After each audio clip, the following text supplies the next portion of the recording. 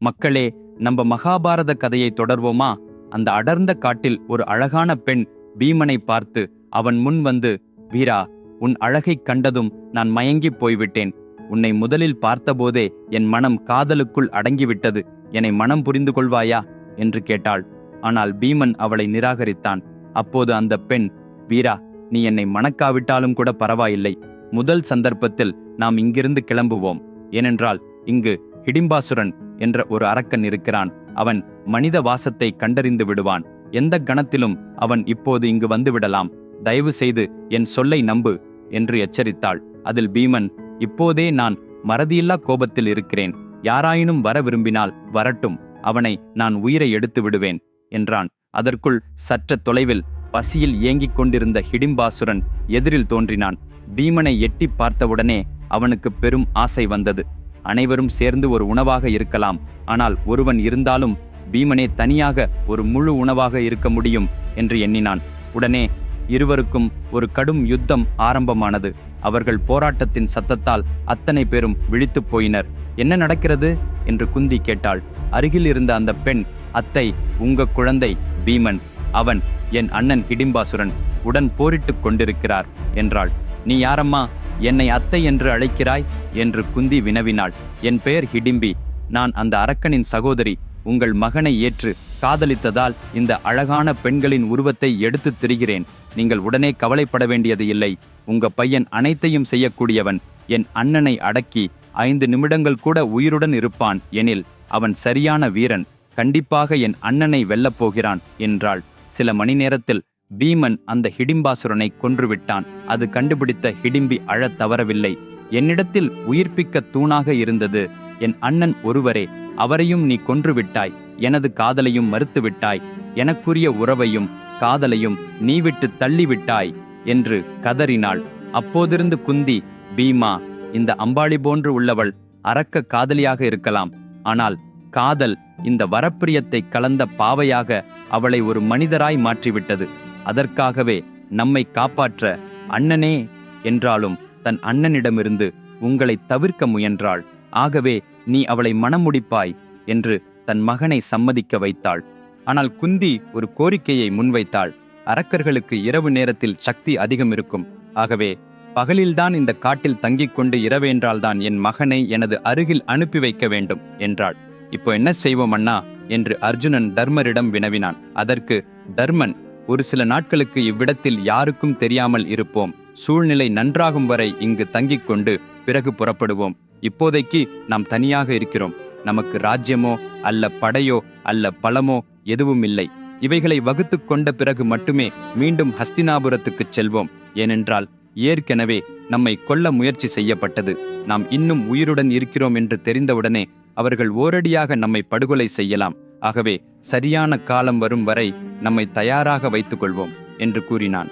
பீமன் ஹிடிம்பியை மணமுடிக்க ஒரு விதிமுறையைச் சொன்னான். நமக்கு குழந்தை பிறக்கும் வரை மட்டுமே நான் உன்னுடன் வாழுவேன். அதன் பிறகு நான் என்று உன்னை விட்டு அண்ணன்களுடன் செல்கிறேன் என்று கூறினான். ஹிடிம்பி அதை ஏற்றாள். இங்கே ஹஸ்தினாபுரத்தில் பாண்டவர்கள் அனைவரும் உயிரிழந்து விட்டார்கள் என்று எண்ணி மக்கள் பெரும் துயரத்தில் ஆழ்ந்தார்கள். துரியோதனனும் மிகுந்த துக்கத்தில் இருப்பது போல் நடித்து வந்தான்.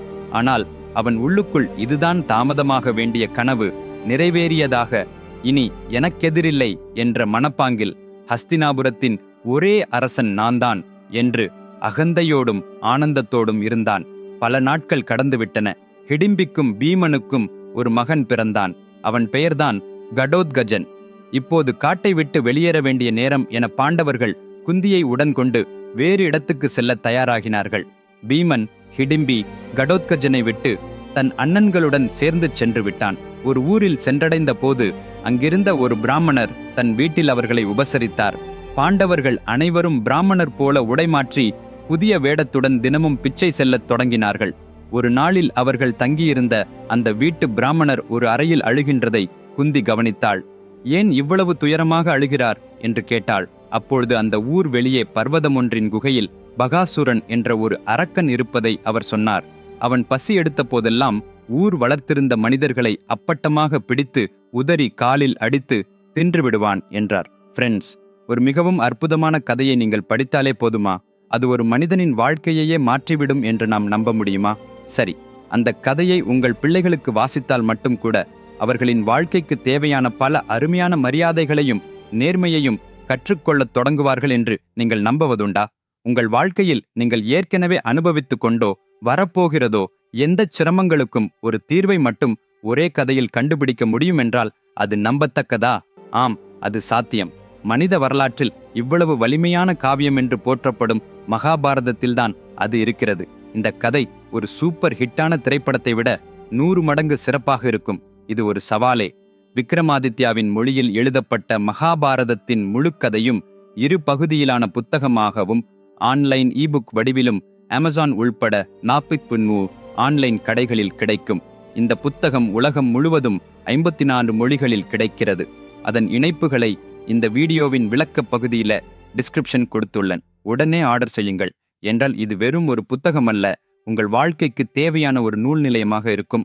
அப்பொழுது அந்த ஊர் மக்கள் அனைவரும் சேர்ந்து பகாசுரனுடன் ஒரு உடன்படிக்கை செய்து கொண்டதாக அவர் கூறினார். அது என்னவென்றால், நீ எவ்வளவு நாள் இப்படி எங்கள் ஊர் மனிதர்களை கடித்து உண்பாயோ ஒரு நாள் உனக்கு மனிதர்கள் கிடையாதபடி இருக்கும். ஆகவே ஒவ்வொரு வாரத்திலும் ஒரு பெரிய மாட்டு வண்டி நிரம்பிய அன்னத்தை, அதற்காக 2 உறுதியான ஏர்களை இணைத்து உனக்கு அனுப்புகிறோம். எங்களை விட்டு விலகிவிடு என்று கூறினார்கள்.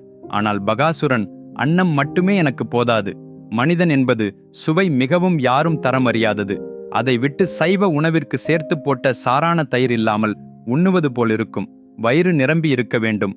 ஆகவே அந்த மாட்டு வண்டியுடன் ஒரு மனிதனையும் அனுப்ப வேண்டும் என்றான். அவர்கள் சரி என்று ஒப்புக்கொண்டு ஒவ்வொரு வாரமும் ஓர் வீட்டிலிருந்து ஒருவரை அனுப்பி கொண்டிருப்போம் என்று ஏற்படுத்திக் கொண்டனர். இன்று எங்கள் வீட்டின் வரிசை, நான் தான் அந்த ஏர்களை ஏற்றி அந்த உணவுடன் செல்ல வேண்டும் என்று பிரம்மணர் ஆழ்ந்து வருந்தினார். அப்போதே குந்தி, நீங்கள் எங்களை உபசரித்து வைத்திருக்கிறீர்கள். ஆகவே நீங்கள் வழக்கம்போல் பயப்பட வேண்டாம். நாங்கள் இணக்கமாக உங்களுக்கு சமர்ப்பணமாக இதை ஒரு நற்செயல் என எடுத்துக்கொள்கிறோம். எனது மகன் போய்விட்டு வரட்டும் என்றாள். அப்படியே அனுப்பினால் உங்கள் மகன் படுகொலை செய்யப்பட்டு விடுவான் அம்மா என்று பதற்றமாக அவர் கூறினார். அவரை கொல்வாரோ அல்லது சுவையான உணவை எதிர்நோக்கி கொண்டிருக்கும் பகாசுரனுக்கு பசி தனியும் முறையில் மரணத்தை என்னோடு மாணவராக இருந்த என் மகன் காண்பிப்பானோ? நீங்களே பாருங்கள் என்று குந்தி உறுதியாக சொன்னாள். அப்படியே வெளியே பார்த்து பீமனை அழைத்து, பீமா, வீட்டு வெளியில் ஒரு பெரிய மாட்டு வண்டி இருக்கிறது. அதில் இந்த ஊர் வெளியே உள்ள மலைக்குகைக்கு உணவை கொண்டு செல் என்று கேட்டாள். சரி அம்மா என்று பீமன் வெளியே வந்து பார்த்தான். உண்மையிலேயே ஒரு பெரிய மாட்டு வண்டி நிறைந்த உணவு, 2 பலமான மாடுகள் அதற்கு பிடித்தவராக இணைக்கப்பட்டிருந்தன. அவற்றுடன் பீமன் மலைக்குகைக்குச் செல்ல தயாரானான். பாதையில் பீமனுக்கு அந்த மாட்டு வண்டியில் இருக்கும் உருண்ட ருசியான உணவின் மனம் தாங்க முடியாமல் சிட்டும் சற்றுமென உண்ண ஆசைப்பட்டான். சில நாளிகளுக்குள் மலைக்குகையில் உறங்கிக் கொண்டிருந்த பகாசுரன், அடி, இது என்ன மனித வாசம் என்று பசி அவன் 3ஐயும் தின்று உட்கொள்ளும் ஏக்கம் கொண்டு வெளியே வந்தான். வெளியே பார்த்தபோது மாட்டு வண்டி இருக்கிறது. ஆனால் அதில் இருந்த அன்னம் ஒன்றுமில்லை. பானைகளெல்லாம் காலியாக இருந்தன. அதில் மேலிருந்து பீமன் உறங்கிக் கொண்டிருப்பதை பார்த்து, என் உணவு எங்கே என்று கேட்டான். அத்தனையும் என் வயிற்றில் ஒழுங்காக விருந்து போட்டுவிட்டேன். நானே உனக்கு உணவாக வந்திருக்கிறேன். உன்னை விட நான் சாப்பிட்டு நிறைந்திருக்கிறேன். இப்போது நீ என்னை தின்றால் உனக்கு பலனே வரும். சொல்லிச் சொல்லி வரும் என் சுவை கண்மூடி உச்சநிலையை அடையும் என்று பீமன் கனிவாக பேசினான். இதனால் பகாசுரன் கோபம் கொண்டு பீமனை தின்றுவிட முனைந்து ஓடி வந்தான்.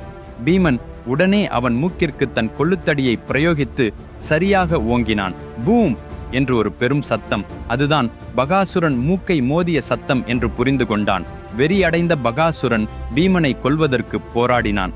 பீமன் தனது கோலை தாங்கிச் சுழற்றி அவனுடன் யுத்தத்தில் இறங்கினான். இவ்விருவருக்கும் இடையில் நடந்த படைப்போரின் சத்தத்தை கேட்ட ஊர் மக்கள் வியப்புடன் உச்சரித்தனர். ஒரு வழியாக நமது ஊருக்கே வலுவான புகழ் சேர்க்கப் போகும் ஒரு வீரன் வந்திருக்கிறார் என்று மகிழ்ந்தனர். மாலை தடுமாறி அடையும் நேரத்திற்குள் அந்த மாட்டு வண்டி ஊருக்குள் திரும்பி வந்தது. ஆனால் பீமன் அதிலிருந்தான் இல்லை. பின்னாலிருந்து வரும் வண்டியில் ஒரு பாரிய தலையை வைத்து வந்தார். பின்னால் கோலை வைத்தபடி தொழிர்ந்து ஒருவன் வருகிறான். அதுவே நம் பீமன். அதாவது பகாசுரனின் தலையை வெட்டி அந்த மாட்டு வண்டியில் வைத்து தூக்கியபடி பீமன் ஊருக்குள் வந்தான். அதை அறிந்த ஊர் மக்கள் பெரும் சந்தோஷத்தில் விளங்கினார்கள். தெய்வங்கள் தன் பிராமணரின் வேடத்தில் நம் ஊருக்கு பிறந்தே வந்திருக்கிறார்கள் என்று கருதி மகிழ்ந்தனர். பிற சில நாட்களுக்கு ஊர் மக்கள் அனைவரும் அண்டை ஊருக்கு போக தயாரானார்கள். அனைவரும் எங்கு செல்கிறீர்கள் என்று அர்ஜுனன் கேட்டான். அருகிலுள்ள ஊரில் நம் மன்னன் தனது மகளுக்கு சுயம்வரம் ஏற்பாடு செய்துள்ளார். அங்கு எல்லோருக்கும் பஞ்சபக்ஷ பரமான்னம் எனப்படும் சிறப்பு திருநோன்புமும் உண்டு என்று அவர்கள் கூறினார்கள். பஞ்சபக்ஷ பரமான்னம் என்ற வார்த்தையை கேட்டவுடனே பீமனை சிறு சிரிப்புடன் பசி விளைந்தது. அர்ஜுனா, நாமும் போவோம். நல்ல விருந்து கிடைத்து உண்ணாமல் எவ்வளவு நாளாகிறது, கண்டிப்பா நாம் போக வேண்டும் என்று பீமன் அர்ஜுனனை சம்மதிக்க வைத்தான். அதன்படி இருவரும் அங்கு செல்கிறார்கள். அங்கு சேர்ந்ததும் அவர்களுக்கு தெரிந்தது, சில ஆண்டுகளுக்கு முன்பு தங்களை சந்தித்து போரிட்ட துருபதன் எனும் அரசனின் மகள் திரௌபதிக்கு நடக்கிற சுயம்வரம்தான் இது. அந்த துருபதனை உதவத்தாய் போல் இருந்த துரோணாச்சாரியரை ஒரு காலத்தில் பாண்டவர்கள் போர் செய்ததை நினைத்தபடி இருவரும் சென்றனர். ஃப்ரெண்ட்ஸ், அடுத்த எபிசோடில் உள்ள கதை இன்னும் அருமையாக இருக்கும். தவறாமல் தொடர்ந்து பாருங்கள். அடுத்த சனிக்கிழமை அதே நேரத்தில் மீண்டும் சந்திப்போம். நான் எழுதிய மகாபாரத புத்தகத்தை இப்போதே ஆர்டர் செய்யுங்கள். அதன் இணைப்புகளை வீடியோவின் விளக்கத்தில் கொடுத்துள்ளேன். அதேபோல இதுவரை எனது சேனலை சப்ஸ்கிரைப் செய்யவில்லை என்றால் உடனே சப்ஸ்கிரைப் செய்யுங்கள். Till then, take care. Bye.